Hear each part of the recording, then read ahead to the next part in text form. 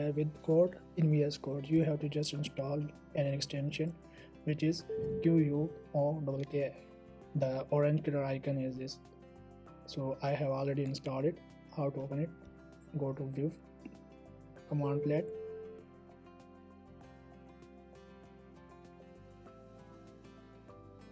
Let me give you an example. Example is mostly it is asked in the interview question, how to swap variables without assigning into third variable. So let's start it. Let a is equal to 1, let b is equal to 2. So we have two variables. By destructing the variables, we will swap these two variable values.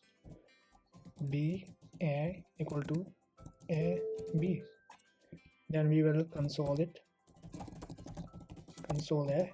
Now the value of a is 2, which was 1, and the value of b is 1, which was 2. So that's it. And you can also see the output here as well. So that's the beauty of Quokka.